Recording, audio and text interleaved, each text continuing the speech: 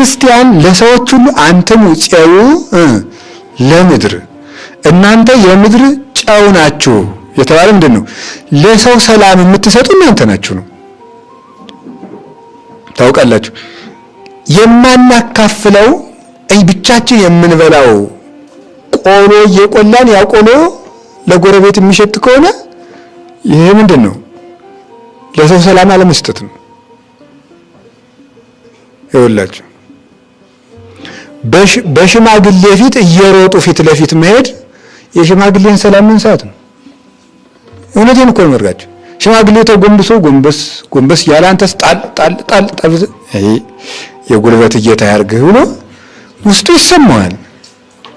ስለዚህ ለሽማግሌ ሰላምስ መስጠት አለብን። አብረነው ማዝገም ወይ ማስፈቀድ አለብን። አባቴ ረጋ ብለው ይምጡን የሚቸኩልበት ጉዳይ አለ ማለት ያስፈልጋል። የሰውን ሰላም መበጥበጥ ተገቢ አይደለም። እየሰማችሁ ነው? አዎ የሰውን ሰላም መበጥበጥ። አሁን ሰው ታሞ ከተኛበት ሄዶ መበጥበጥ ምንድነው?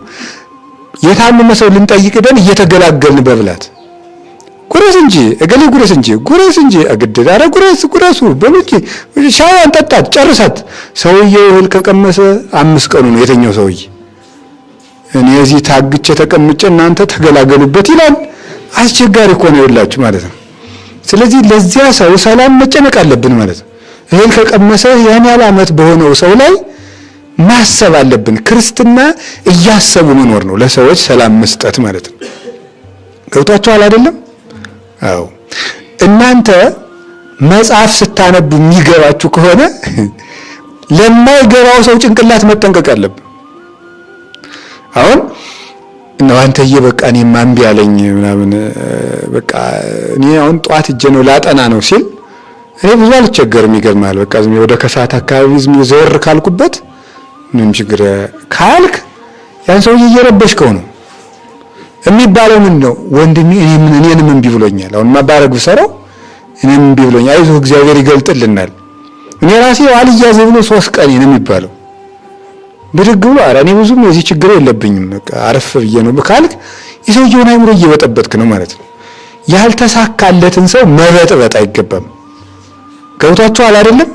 ሰው እንዳያማርር ለሰው ልጅ አይምሮ ተጠንቅቀን መኖር አለብን። ግድ የለሽነት እግዚአብሔር የማይወደው ስራ ነው። በእኛ ግድ የለሽነት ደሃ ምንም ያልተሳካለት ደሃ አብሮን ተቀምጦ እያለ እኔ ምንም እግዚአብሔር የተመሰገነ ይሁን በ5 ዓመት ውስጥ ነው አሁን ያለኝን ሀብት ያገኘሁት ተፍ ብዬ አይባልም። ወይ ሰርቀው ነው ሊል ይችላል ያሰው።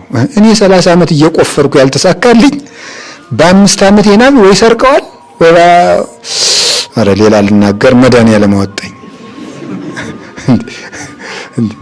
ስለዚህ ሰዎቹ ወይ የሆነ ሰው ያውቃሉ እንዳይሉ ልላችሁ ፈልጌ ነው። ወይ የሆነ ቦታ ያለ ዘመድ ያላቸው ብለው ይጎዳሉ፣ ወይ ደግሞ ታቦሽጦ ነው ሊል ይችላል።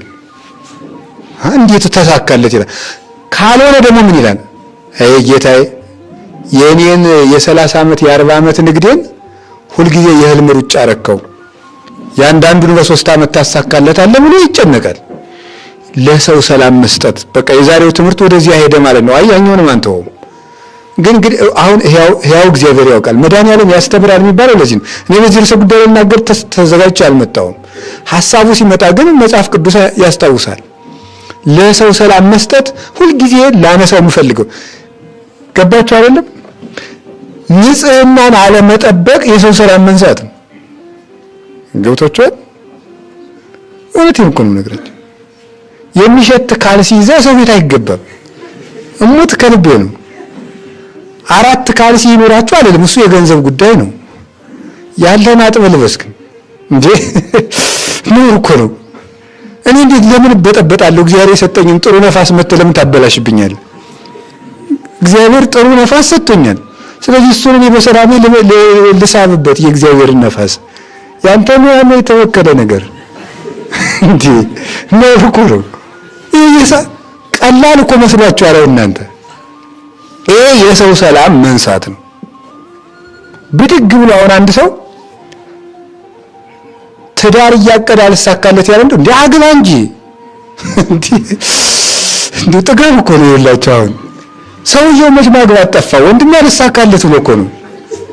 ይሄ ምንድነው? የሰው ሰላም መንሳት ይባላል። አግቢ እንጂ እድሜሽ ሄደ እኮ። አሁን ብዙ ሰዎች ምን እየሆኑ እንደሆነ ታውቃላችሁ? የሰው አስተያየት ፈርተው ዝም ብሎ አውሬውን ሁሉ እያገቡ ነው። ገብቷችኋል? ቁማው ቀረ ቁማ ቀረች ላለመባል አንዱ ላይ ልውደቅ ይሄ ሰው ሊበላይ ነው ብላ አንዱ ዝንጀሮ እንደ ዝንጀሮ የከፋ ሰው እየታገባለች 24 ሰዓት ወይ በልቶ የማይጠግብ ወይ ነዝናዛ ወይ ዝም ብሎ ክምር ብሎ ጉች የሚል ወይ ነገር አመሉ ቁጣም ባሩ የማይታወቅ የሚያመጣው ምንድን ነው? እኛ ሰላም ስለነሳናቸው እኮ ነው እንዴ።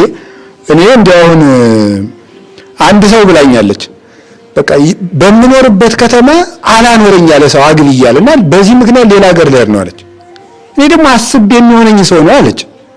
ሰው ደግሞ ዳግም እንጂ እንዴ ጊዜው ሳይደርስ ውለዱ እንጂ ደግሞ የተጋቡትን ልጆ ውለዱ እንጂ ልጅ እንጨት ነው እንዴ ሄደው የሚቆርጡ እንዴ? እውነቴን እኮ ነው። የሰው ሰላም መንሳት እኮ ነው ይሄ እንዴ። ልጅ ዕቃ ነው፣ ገበያ ይገዛል። እግዚአብሔር እኮ ነው የሚሰጥ። ምን ያርጉ ሰዎቹ ነው የምትሏቸው እንዴ? ውለዱ እንጂ ሂዶ ሰው ቤት አርፈ ምሳ ከሆነ በልተ ቤት ግን አዎ እውነቴን ነው የምነግራቸው። ታሞ የተኛውን ሰውዬ ሄደን በጣም ስልችት የሚያደርግ ነገር በቃ መቼ ነው የጀመረ? ሰኞ ከመቼ የወረታብ ደግሞ ከመቼ ጀምሮ ነው? ከረቡ እንዴ ምን ልናደርገው ነው አሁን? ይሄ ጥያቄ ከዛ ሳብሎ ነው አንተም አጥፍተሃል። ለምን በሙቅ ውሃ ታጠብክ? ይሄንን ከዳነ በኋላ ምን መከራ አይሻልም? ይሄ የሰው ሰላም መንሳት ነው። እንዲህ ማድረግ አልነበር። በሰዓታችን ቤት አትሄድም ነበር? አንተም አጥፍተሃል። ወንድሜ አሁን ጥፋቴን ሳይሆን መዳኔን ነው የምፈልገው የሚለው ሰውዬው በህሊናው። ስለዚህ ዘመዶቼ የሰው ሰላም አንበጥብጥ።